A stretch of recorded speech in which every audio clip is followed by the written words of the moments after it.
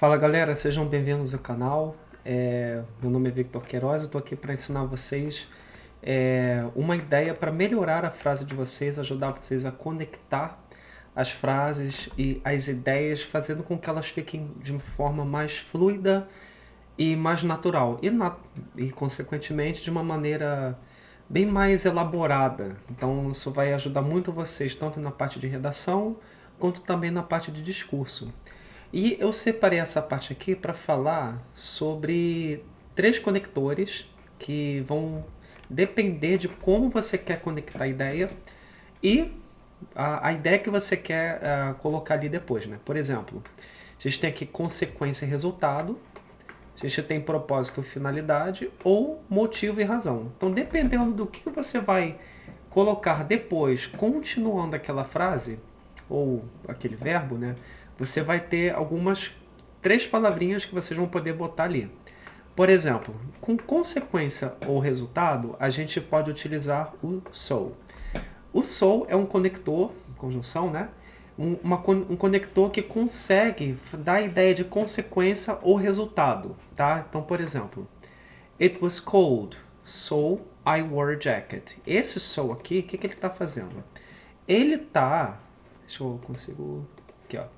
Esse so aqui, ele está juntando it was cold, estava frio, então, pode ser interpretado até como por isso, né? Por exemplo. Então, I wore a jacket. Então, vesti uma jaqueta, um casaco. Então, o que acontece? Esse so aqui está dando a ideia pra gente da consequência ou resultado. Qual é a consequência de estar frio? Vestir um casaco, vestir uma jaqueta. Próximo exemplo. He didn't study, so he failed the exam. Então, ele não estudou, então, qual foi o resultado, qual foi a consequência? Ele falhou no exame, na prova. Então, aqui a gente consegue colocar qualquer coisa que você consiga imaginar de situação que esteja pedindo uma consequência ou resultado após algo acontecer ou ter acontecido, tá bom? Vamos voltar aqui para o centro. Mais uma forma de conectar as nossas ideias. A gente tem aqui propósito ou finalidade, tá?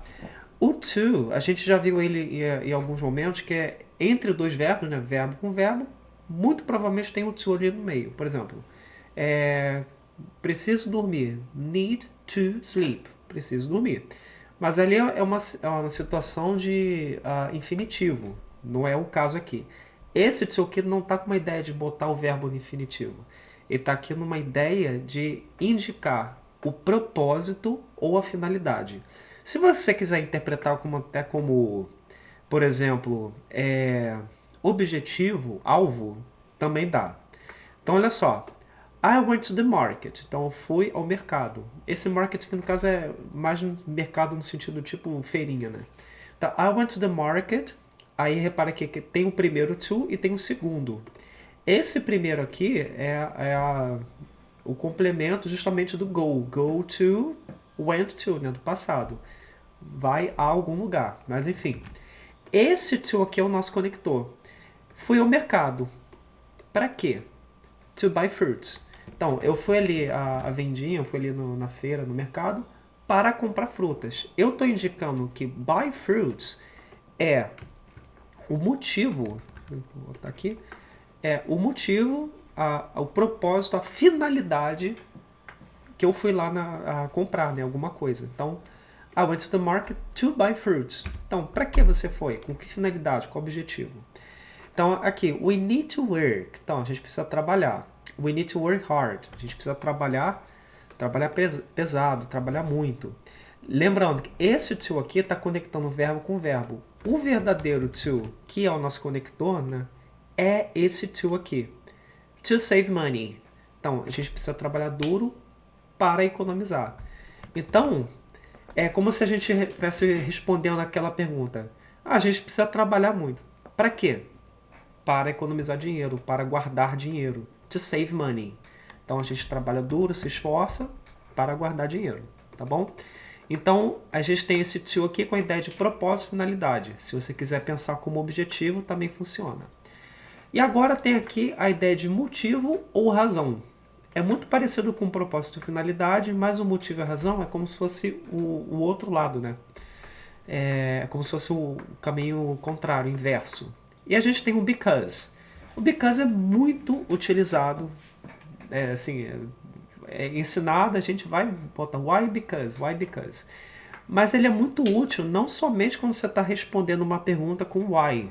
Então você não precisa realmente estar disputando uma pergunta com why para depois usar o because. Então, I'm happy because I passed the test. Então o que acontece? Eu estou feliz porque eu passei na prova. Então o que acontece? Aqui, esse because, ele está falando que o motivo pelo qual está feliz, então, lembrando que ele é o motivo e a razão, tá? Então, estou feliz. Por qual motivo? Por qual razão? Qual é o motivo da minha felicidade? I passed the test. Because I passed the test é o motivo da minha felicidade. Então, she stayed home. Ela ficou em casa. Por qual motivo? Por qual razão? Because it was raining. Então, she stayed home because it was raining. Inclusive, se a gente quiser pensar numa forma aqui, dá para inverter essas frases substituindo because por so. Por exemplo, she stayed home because it was raining ou it was raining, so she stayed home. Repara que algumas desses casos aqui a gente pode inverter. Porque se você tem um motivo, você tem uma consequência. Você tem uma razão, você tem uma consequência. E vice-versa, né? Então, olha que legal. Ela ficou em casa porque estava chovendo. Então, ela estava chovendo. Não, quer dizer, estava chovendo, então ela ficou em casa. Tá bom? Bom, essa aqui foi a nossa breve aula sobre como conectar ideias usando to, because and so. Espero que isso ajude vocês nas suas futuras redações, produções textuais e ajude principalmente na fala, né? Tanto como identificar o que a pessoa está falando como em relação à consequência, motivo, finalidade, como também se expressar de maneira apropriada, tá bom? Grande abraço a todos, até a próxima e valeu!